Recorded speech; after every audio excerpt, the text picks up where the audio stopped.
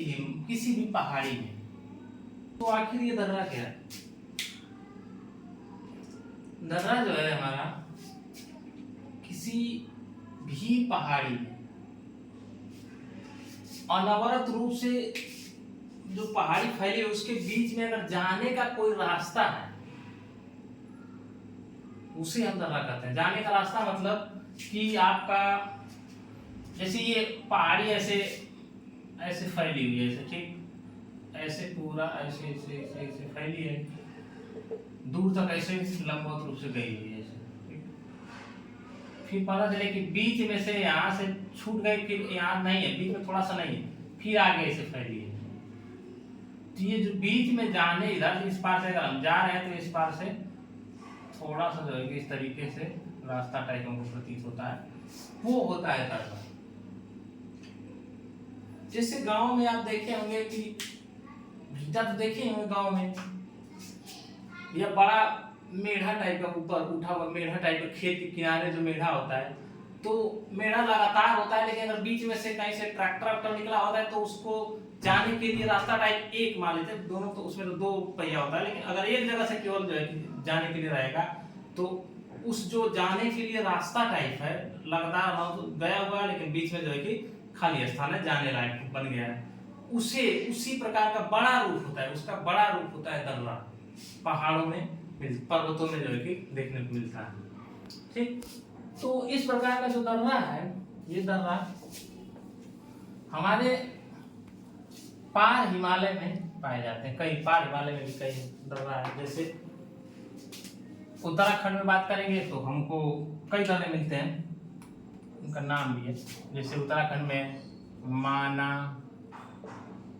नीति, लिपुलेख, ये सब पार हिमालय के दर्रा है, ठीक। माना, नीति, लिपुलेख ये सब किसके हैं? पार हिमालय के दर्रे हैं, ठीक। इसके बाद जो है हम आगे आएंगे, काराकोरम श्रेणी में काराकोरम दर्रा है। काराकोरम श्रेणी में भी दर्रा है तो काराकोरम दर्रा है। जास्कर दर्रा भी एक है जास्कर श्रेणी में, ठीक। माना, नीति, लिपुलेख के भी दर्रा है पार हिमालय में, ठीक। तो ये तो हो गया हमारा पार हिमालय का दर्रा। और पार हिमालय यहाँ तक मान लीजिए ये हो गया पार हिमालय हमारा पूरा इस क्षेत्र में। तीन बस इतना याद रखिए कि पार हिमालय में तीन श्रेणियां हैं, काराकोरम, लद्दाख, जास्कर। और जो फैक्ट बताए हैं कि काराकोरम पे जो है कि आपको सियाचिन ग्लेशियर, जो कि भारत का सबसे बड़ा ग्लेशियर है, वो पाया जाता है और भारत की सर्वोच्च चोटी पाई जाती है, ठीक। और लद्दाख, जास्कर सिंधु नदी कहाँ से प्रवेश करती है, किन दोनों श्रेणियों के बीच में प्रवाहित होती है, ये बता दिए। इतना चीजें याद रखिएगा, ठीक। इसके बाद हम शुरू करते हैं बृहद हिमालय, ठीक। बृहद हिमालय जैसे कि हम बताए हैं कि ये तो आपका पार हिमालय यहाँ फैला हुआ है, ऐसे ऐसे गया हुआ है, ठीक। पार हिमालय के बाद, पार हिमालय के पश्चात आपका एक बड़ी सबसे ऊंची दीवार है, सबसे ऊंची दीवार है, इस तरीके से फैली हुई, इसे हम कहते हैं महान हिमालय। क्या कहते हैं? महान हिमालय, महान या बृहद हिमालय, ठीक। तो महान हिमालय पार हिमालय से किससे अलग है? यहाँ पर क्या बताए हैं? Suture zone. तो पार हिमालय के बाद आएंगे तो हमको मिलेगा सचर जोन, सचर जोन के बाद हमको मिलेगा महान हिमालय, ठीक। तो ये जो है जो महान हिमालय है, ये हिमालय का सबसे ऊंचा भाग है, ठीक। सबसे ऊंचा अगर कोई भाग है हिमालय का तो कौन सा है? महान हिमालय या बृहद हिमालय है। और जो है इसकी औसत ऊंचाई लगभग जो है 6100 मीटर है, 6100 मीटर। और जो है कि किया और इसका निर्माण जो हमारा महान हिमालय है, महान हिमालय का निर्माण आपका रूपांतरित और आग्नेय चट्टानों से, अधिकतर रूपांतरित और आग्नेय चट्टानों से हुआ है। और जो पार हिमालय था उसका निर्माण अवसादी चट्टानों से अधिकतर हुआ है। लेकिन महान हिमालय का निर्माण कैसे हुआ है? रूपांतरित और आग्नेय चट्टानों से, ग्रेनाइट, सिस्ट, इन सब चट्टानों से हुआ है। ठीक, इसके बाद जो है आपका, इसके अगर अनलेंथ की बात करें तो ये यहाँ से शुरू होता है आपका, कहाँ से? नंगा पर्वत से।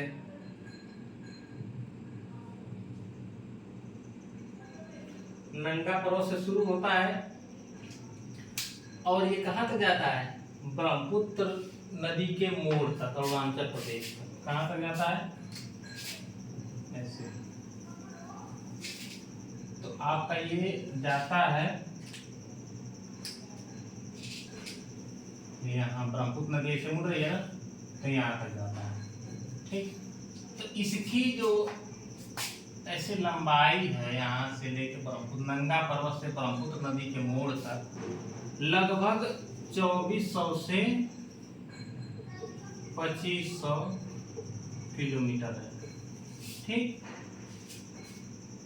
नंगा पर्वत से शुरू होकर नामचा ब्रह्मपुत्र नदी के मोड़ तक इसकी लंबाई कितनी है? लगभग 2400 से 2500 किलोमीटर के बीच में। ठीक, और विश्व की सबसे ऊंची ऊंची पर्वत चोटियां हमारे बृहद हिमालय में ही पाई जाती हैं। इस बात का हमको गर्व करना चाहिए कि विश्व के सबसे ऊंचे ऊंचे पर्वत जो है कि हमारे भारत और आसपास के क्षेत्रों में है। ठीक, जैसे कि माउंट एवरेस्ट हो गया, केटू गार्डन आस्टीन हो गया, कंचनजंगा हो गया, मकालू हो गया, नंदा पर्वत, नंदा देवी हो गया, इस तरीके से। ठीक, ये सब चीजें हैं। और जो है एक चीज, हमारे बृहद हिमालय में, इस बृहद हिमालय में कई ग्लेशियर पाए जाते हैं। जैसे यहाँ पे ग्लेशियर बताया ना, बताया सियाचिन, इस पर बियाफो बाल्टेरो, उसी तरीके से हमारे बृहद हिमालय में भी ग्लेशियर पाए जाते हैं। जैसे सिक्किम में एक ग्लेशियर पाया जाता है यहाँ पर, उसे हम जेमू ग्लेशियर कहते हैं, जेमू नाम, सिक्किम। ठीक, वैसे ही उत्तराखंड में है गंगोत्री। ठीक, जेमू हो गया, गंगोत्री हो गया, और जो है कि मिलाम हो गया। तो ये सब जो ग्लेशियर है, जेमू, गंगोत्री, मिलाम और जितने भी इस पे ग्लेशियर हैं इस महान हिमालय पे या बृहद हिमालय पे, इससे जो है कि नदियां जो निकलती हैं, इससे अनेक नदियां निकलती हैं। गंगा यमुना और उनकी सहायक नदी, जैसे ये गंगोत्री है ना, यहाँ से ऐसे गंगा नदी निकल जाती है, फिर इसकी यहाँ यमुनोत्री है, तो यमुना से यमुनोत्री निकल जाती है। फिर और भी कई नदियां हैं जो गंगा में आके ऐसे मिलती हैं, कोसी, महानंदा, ये सब चीजें जो है कि यहाँ से कई नदियां आके बृहद हिमालय से ही आके गंगा में मिलती हैं। ठीक, तो ये जो है कि जो बृहद हिमालय है, ये हमारे भारत में आने वाली जो नदियां, ज्यादातर नदियों का स्रोत भी है, क्योंकि उस पर जो है कि ग्लेशियर जमा हुआ है और ग्लेशियर पिघल पिघल के जो है कि नदी का निर्माण करता है, नदी बनता है। ग्लेशियर जो बर्फ जमा हुआ है, किसका निर्माण करता है? नदी। ठीक, और एक चीज जैसे कि हमारे इस बृहद हिमालय में अनेक दर्रे हैं। जैसे ऊपर बताया ना, काराकोरम में काराकोरम, जास्कर दर्रा, और इधर जो है कि मानाली लेक बताया आपका उत्तराखंड में। इसी तरीके से बृहद हिमालय में भी कई दर्रे हैं। ठीक, उसमें जैसे कि हमको जम्मू कश्मीर में मिलेगा बुर्जिल दर्रा। जम्मू कश्मीर में एक दर्रा है, कौन दर्रा है? बुर्जिल। ठीक, जम्मू कश्मीर में हमको मिलेगा बुर्जिल दर्रा। फिर उसके बाद हमको आगे जाएंगे तो लद्दाख में मिलेगा जोजिला दर्रा। ठीक, लद्दाख में हमको कौन सा मिलेगा, फिर आगे हमको मिलेगा जोजिला दर्रा, आगे ये लद्दाख वाला भाग है, जोजिला दर्रा। ठीक, बुरजी दर्रा जम्मू कश्मीर में, लद्दाख में हमको जोजिला मिलेगा। फिर आगे जो जाएंगे हिमाचल प्रदेश में आ जाएंगे, जैसे नीचे जो यहाँ हिमाचल प्रदेश इस वाले भाग में, तो हिमाचल प्रदेश में हमको मिलेगा बारालाचा दर्रा। एक दर्रा है बारालाचा दर्रा, कौन है, बारालाचा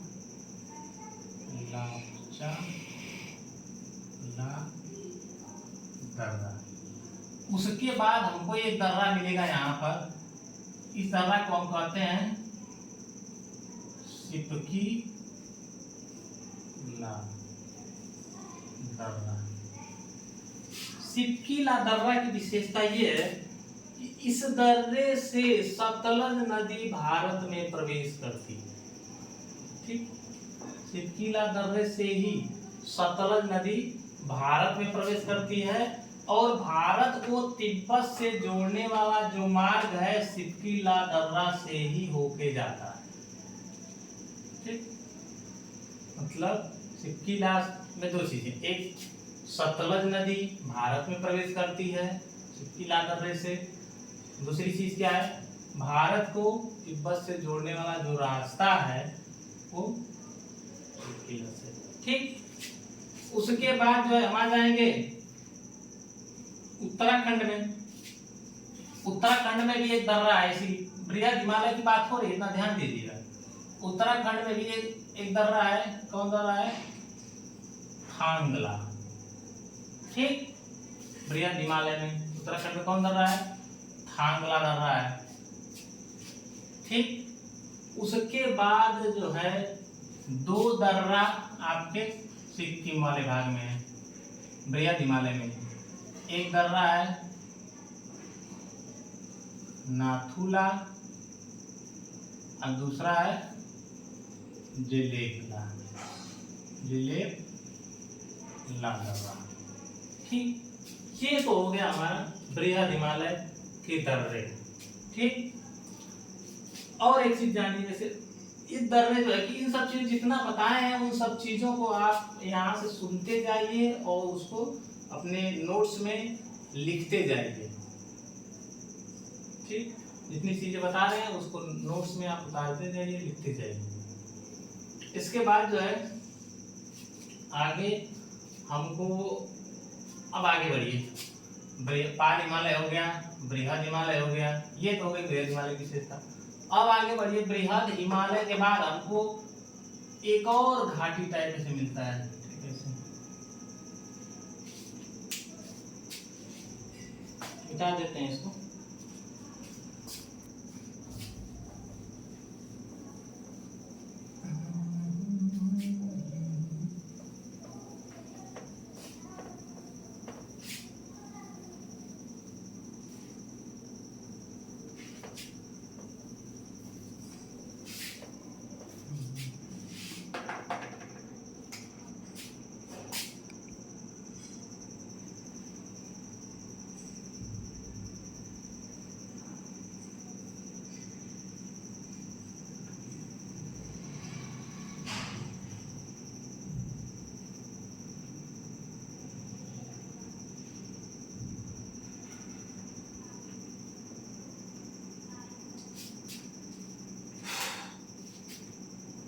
ठीक है, जैसा कि देखिए यहाँ पे बताए पामीर ग्रंथि, फिर खुंदुनसान, हिंदुकुश, पाहिन। ठीक, फिर उसके बाद काराकोरम हो गया, लद्दाख हो गया, जास्कर हो गया। ठीक, फिर उसके बाद कौन सा है, बृहद हिमालय से आया है। ठीक, दूर तक फैला हुआ है। फिर उसके बाद जो है हमारा काराकोरम, चलिए अब जो है कि काराकोरम सॉरी बृहद हिमालय के बाद एक इस तरीके से घाटी वाला भाग है, इसे हम क्या कहते हैं, इस भाग को हम कहते हैं मेन सेंट्रल सेंट्रल थ्रस्ट, ठीक, main central thrust. Main central thrust के बाद हमको मिलता है लघु हिमालय, ठीक। कौन हिमालय मिलता है? लघु हिमालय। अब लघु हिमालय के बारे में जानते हैं। लघु हिमालय जो है कि आपका बृहद हिमालय के दक्षिणी भाग में स्थित है और किससे बृहद हिमालय से मेन सेंट्रल थ्रस्ट द्वारा अलग है, और इसकी जो है कि औसत चौड़ाई लगभग 50 किलोमीटर। बृहद लघु हिमालय की औसत चौड़ाई आपकी कितनी है? लगभग 50 किलोमीटर है। और इसके जो है कि इसकी जो ये है ना लघु हिमालय, इस लघु हिमालय के जो ये विस्तार है, पश्चिमी विस्तार है, इस पश्चिमी विस्तार को हम पीर पंजाल के नाम से जानते हैं। पीर पंजाल, ये ध्यान दीजिएगा। पीर पंजाल किसका भाग है? लघु हिमालय का ही भाग है, लघु हिमालय ही है पीर पंजाल, ठीक। पीर पंजाल जो है कि लघु हिमालय का भाग है। पीर पंजाल, पीर पंजाल और ये ऊपर कौन सी श्रेणी है? ये बृहद हिमालय। तो पीर पंजाल और बृहद हिमालय के बीच में ही महान कश्मीर घाटी स्थित है, यहीं पर, ठीक, यहीं पर। कौन घाटी है? यहीं पर, इस वाले भाग में, ठीक, यहीं पर, इस वाले भाग में कश्मीर घाटी, ठीक, महान कश्मीर घाटी स्थित है। फिर उसके बाद जो है पीर पंजाल, और एक चीज यहाँ पे है, डल झील भी है। डल झील, डल झील है, कश्मीर घाटी है, किसके बीच में? पीर पंजाल और बृहद हिमालय के बीच में। ये चीज याद रखिएगा, भूलिएगा। और इस जैसे इस समय पीर पंजाल में दो महत्वपूर्ण दर्रे हैं। एक दर्रा को हम कहते हैं बनिहाल दर्रा और एक दर्रा को कहते हैं पीर पंजाल दर्रा। उसका नाम ही है, पीर पंजाल श्रेणी के नाम पर ही इस दर्रे का नाम है पीर पंजाल दर्रा, और एक दर्रा कौन है? बनिहाल दर्रा। तो बनिहाल दर्रा जो है यहीं पर है, इस वाले भाग में, यहीं पर।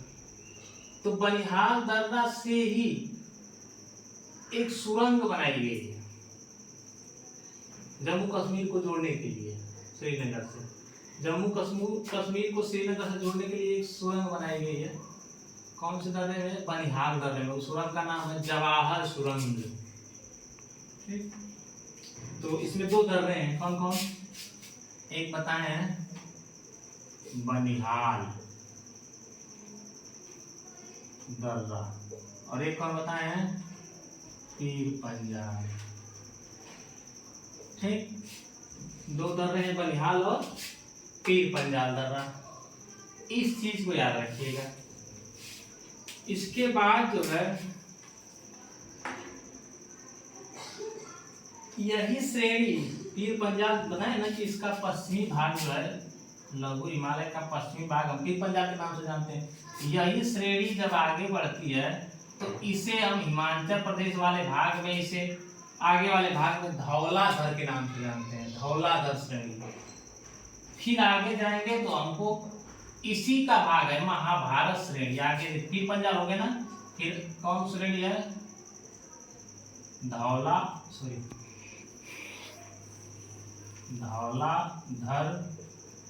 श्रेणी। लिखते जाइएगा क्योंकि के अभाव में जैसा लिखा नहीं पा है।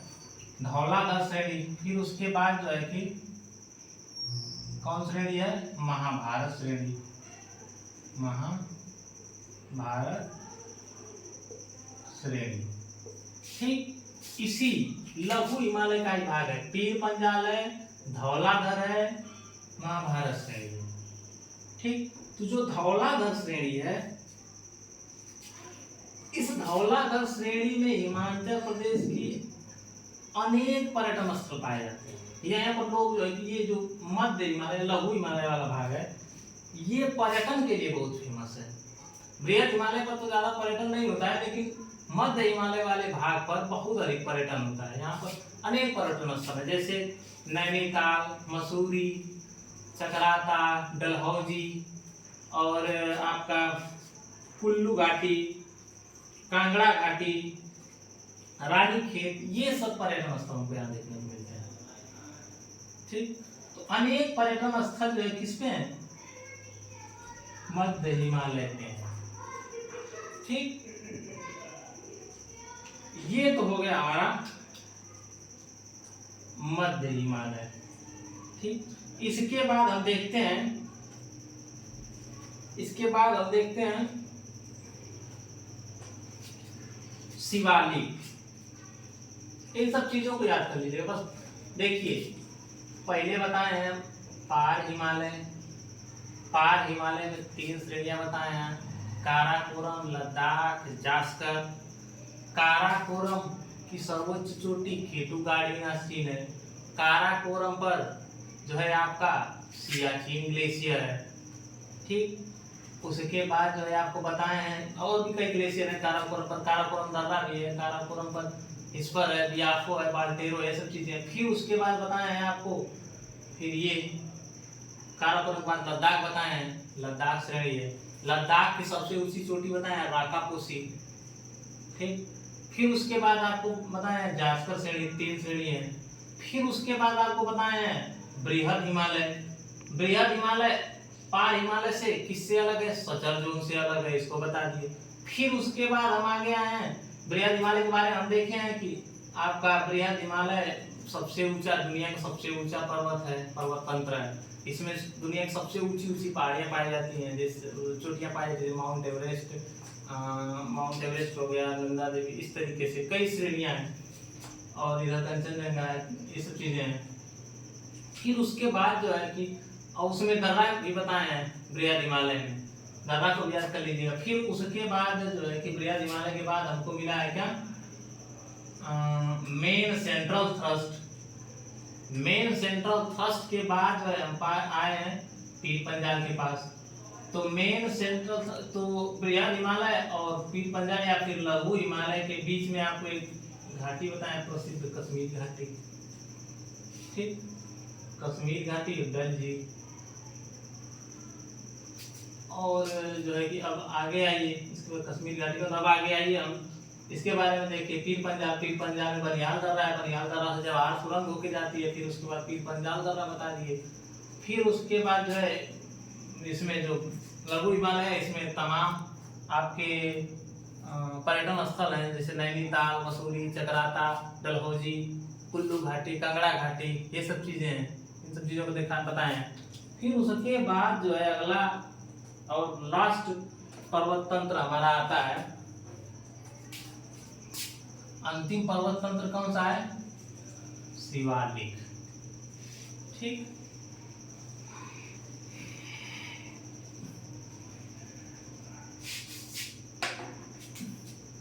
आपका ये हो गया, ये फिर बृहद हिमालय, फिर उसके बाद ये लघु हिमालय। अब जो है लास्ट में अंत में कौन है? इसे हम क्या कहते हैं? शिवालिक। ठीक, शिवालिक। तो शिवालिक की विशेषता ये है कि ये जो हिमालय से लाने वाले कंकड़ पत्थर अवसाद थे, उसको शिवालिक के आसपास ला के बड़े भाग पर पाट दिया गया। ठीक, कंकड़ पत्थर, इन सब चीजों से जो है कि इसका निर्माण हुआ। अब जैसे जो भी यहाँ से अवसाद आए थे, वही अवसाद जो है कि संपीड़ित होकर ऊपर उठ गए। हिमालय से जो अवसाद निर्माण काल में हिमालय के जो भी यहाँ से अवसाद बढ़ के नीचे आए, वही अवसाद जो है कि संपीड़ित होकर ऊपर उठ गए, तो यहाँ पे शिवालिक का निर्माण हो गया। इसीलिए अवसादी चट्टान का बना हुआ है। और सबसे कटा फटा तंत्र यही है हिमालय का, शिवालिक सबसे ज्यादा कटा फटा है और सबसे नीचे भी है। औसत ऊंचाई इसकी सबसे कम है और इसकी औसत चौड़ाई आपकी केवल 10 से 50 किलोमीटर है। ठीक, और इसकी औसत ऊंचाई मात्र 900 से लेके 1100 किलोमीटर के बीच में, सॉरी 1100 मीटर के बीच में पाई जाती है। ठीक, उसके बाद जो है बताइए कि ये यहाँ से लाई गई नदियों द्वारा बनाया गया है। नदियाँ जो है कि नदियाँ और जो भी अवसाद यहाँ नीचे लाए गए तो वही संपीड़ित होकर ऊपर उठ गए, जिससे कि शिवालिक पर्वत का निर्माण हो गया। ठीक, इसमें जो है इसके बीच बीच में यहाँ पर ऐसे लंबवत घाटियां पाई जाती हैं, जो यहाँ से मलबा लाया गया, पाट दिया गया तो लंबवत घाटियों का निर्माण हो गया है। ठीक, इस तरीके से लंबवत घाटियों का, उन लंबवत घाटियों को हम पश्चिमी भाग में दून कहते हैं और पूर्वी भाग में द्वार के नाम से जानते हैं। ठीक, शिवालिक और मध्य लघु हिमालय के बीच में लंबवत घाटियां पाई जाती हैं। शिवालिक और लघु हिमालय के बीच में लंबवत घाटियां पाई जाती हैं। उन घाटियों को हम पश्चिमी क्षेत्र में दून कहते हैं और पूर्वी क्षेत्र में द्वार कहते हैं। ठीक, पश्चिमी क्षेत्र में क्या कहते हैं? दून कहते हैं, और पूर्वी क्षेत्र में द्वार कहते हैं। जैसे देहरादून नाम सुने होंगे, देहरादून उत्तराखंड की राजधानी है। पठानकोट जम्मू कश्मीर में है। द्वार में आप नाम सुने होंगे हरिद्वार का। तो ये सब जो है कि कैसी है? लंबवत घाटियां हैं। शिवालिक और लघु हिमालय के बीच में लंबवत घाटियां हैं। ठीक, ये शिवालिक के बारे में इतना जानिए। ठीक, इसके बाद जो है आपका हम लोग देखें क्षैतिज विभाजन। क्षैतिज विभाजन में एक चीज, अब जैसे सीक्वेंसली देखना रहेगा अगर हमको, कि अगर हम भारत से चीन जा रहे हैं सीधे हिमालय पार करते हुए, तो हमको सबसे पहले दक्षिण से उत्तर जाएंगे तो हमको क्या क्या मिलेगा, इन सब चीजों को सीक्वेंसली देखते हैं। जैसे हम रहते हैं गंगा के मैदान में, वर्तमान में हम जहाँ पे हैं गंगा का मैदानी क्षेत्र है। ठीक, तो गंगा के मैदानी भाग से हम उत्तर दिशा में आगे बढ़ेंगे तो हमको सबसे पहले मिलेगा यहाँ पे तराई का मैदान मिलेगा। ठीक, तराई के मैदान के बाद हमको मिलेगा भाबर क्षेत्र मिलेगा। फिर उसके बाद एक पहाड़ी मिलेगी, शिवालिक पहाड़ी। ठीक, शिवालिक के बाद फिर जब जाएंगे तो हमको एक घाटी मिलेगी। देखिए घाटी, इस घाटी को मेन बाउंड्री थ्रस्ट कहते हैं। ठीक, शिवालिक के बाद जो है कि हमको मिलेगी मेन बाउंड्री थ्रस्ट। तो मेन बाउंड्री थ्रस्ट से जब आगे बढ़ेंगे तो हमको मिलेगा लघु हिमालय। तो देखिए लघु हिमालय और शिवालिक को कौन अलग कर रहा है? मेन बाउंड्री थ्रस्ट अलग कर रहा है। ठीक, फिर उसके बाद लघु हिमालय के यहाँ पहुंच गए। लघु हिमालय से जैसे आगे बढ़ेंगे तो हमको घाटी मिलेगी। तो घाटी जो है कि वो क्या है? Main central thrust. इसका नाम क्या है? Main central thrust. Main central thrust से जैसे ही हम आगे बढ़ेंगे हमको बृहद हिमालय मिलेगा। तो बृहद हिमालय और लघु हिमालय को कौन अलग कर रहा है? मेन सेंट्रल थ्रस्ट अलग कर रहा है। ठीक, ये हो गया। इसके बाद जो है अब हम आगे बढ़ेंगे, जैसे मेन सेंट्रल थ्रस्ट से आगे बढ़ेंगे तो हमको मिलेगा बृहद हिमालय। बृहद हिमालय से आगे बढ़ेंगे तो हमको मिलेगा सचर जोन। सचर जोन से जब आगे बढ़ेंगे तो हमको मिलेगा पार हिमालय। तो पार हिमालय और बृहद हिमालय को कौन अलग कर रहा है? सचर जोन अलग कर रहा है। अब पार हिमालय के बाद जैसे आगे जाएंगे तो हमको मिलेगा तिब्बत का पठार। ठीक, तिब्बत के पठार से आगे जाएंगे तो एक छोटी सी पहाड़ी है चीन में, कुनलुन। ठीक, तो बस इतना जानिए कि हम गंगा के मैदान से भारत से अगर चीन जा रहे हैं तो हमको क्या क्या मिलेगा। सबसे पहले गंगा का मैदान, फिर शिवालिक, फिर मेन बाउंड्री थ्रस्ट, लघु हिमालय से मेन सेंट्रल थ्रस्ट, बृहद हिमालय, सचर जोन, पार हिमालय, तिब्बत का पठार। इतनी चीजें याद सीक्वेंसली याद कर लीजिए। इसको भी उतार लीजिएगा और इसको सीक्वेंसली लिख भी लीजिएगा अपने कॉपी में। ठीक, अब एक चीज हम देखते हैं। एक भूगोलवेत्ता थे sir Sydney Bullard. Sir Sydney Bullard ने हिमालय का प्रादेशिक विभाजन किया है नदियों के आधार पर।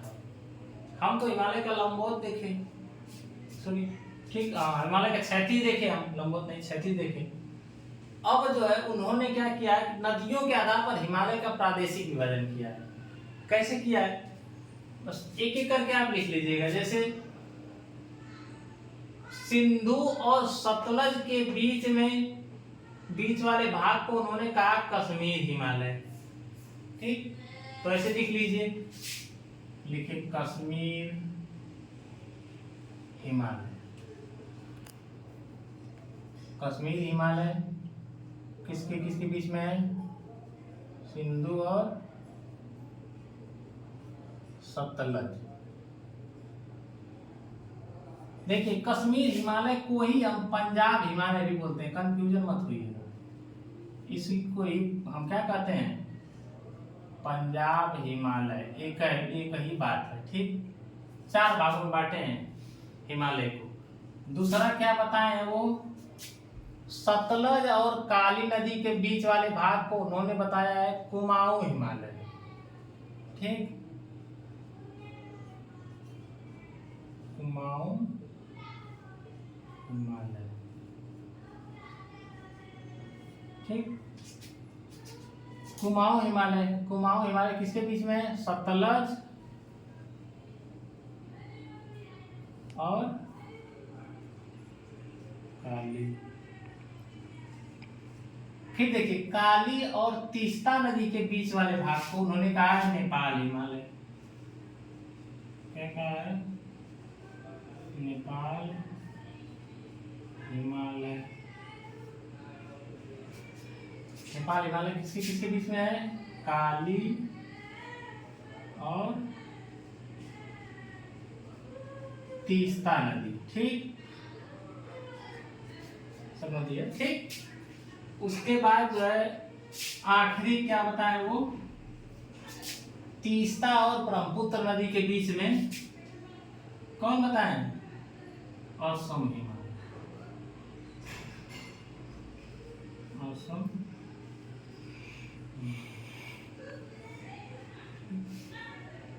तीस्ता और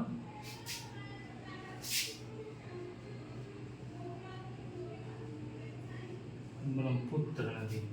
तीस्ता और ब्रह्मपुत्र नदी के बीच में कौन नदी, कौन हिमालय बताए हैं, असम हिमालय, ठीक।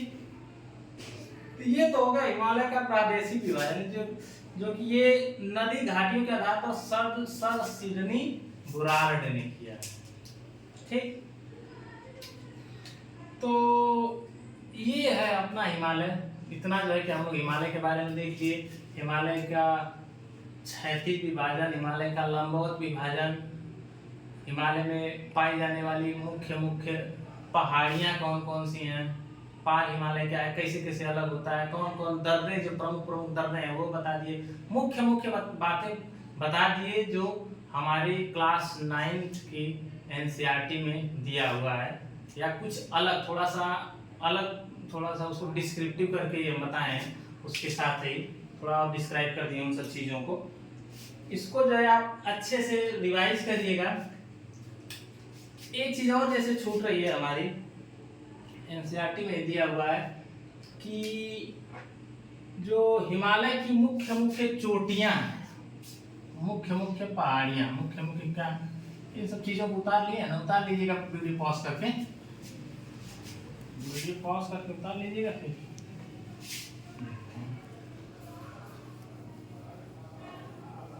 देखिए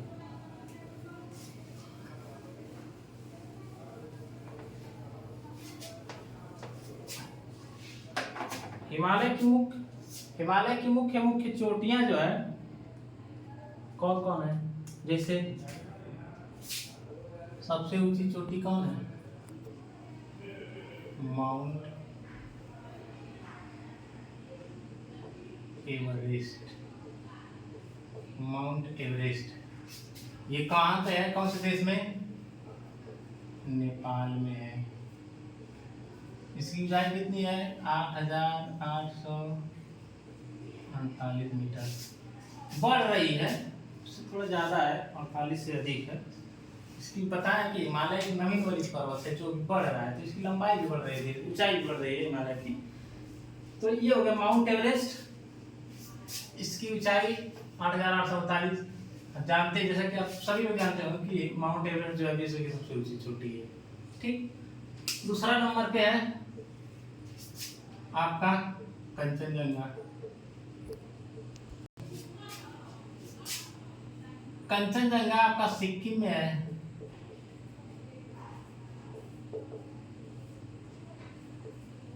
ठीक। ये बस ये सब बताने का मुख्य उद्देश्य हमारा यही है कि ये एनसीईआरटी में दिया हुआ है, तो कभी कभी क्या करता है कि किसी भी एग्जाम में हूबहू वही चीज उठा के पूछ लेता है, बस इसलिए ऊंचाई तक, ये ऊंचाई तक पूछ लेता है कि कितनी ऊंचाई है, अब मिलान करने के लिए दे देता है, वहीं पर दिक्कत हो जाती है। इसीलिए हम इन सब चीजों को एक एक करके बोल दे रहे हैं, आप जो है कि उसको लिख लीजिए। जैसे माउंट एवरेस्ट हो गया नेपाल में, इसकी ऊंचाई 8,848 मीटर। फिर कंचनजंगा हो गई सिक्किम में, इसकी ऊंचाई हो जाएगी 8,598 मीटर, 8,598 मीटर। ठीक। फिर उसके बाद जो है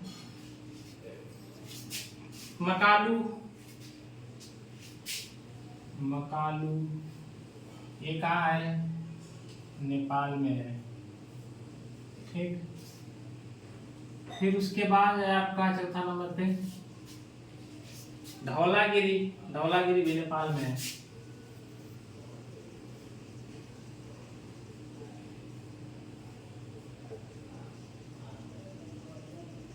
ठीक।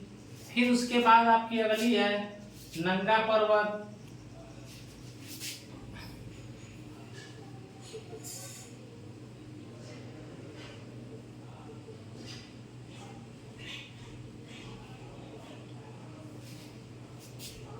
नंगा पर्वत कहाँ है, भारत में ही। ठीक। इन सब चीजें बता लीजिएगा, जैसे बता दे रहे हैं ऊंचाई में आपको बता दे रहे हैं। मकालू की ऊंचाई आपकी है 8,481 मीटर। फिर धौलागिरी की ऊंचाई है 8,172 मीटर। फिर नंगा पर्वत है, नंगा पर्वत की ऊंचाई है 8,126 मीटर।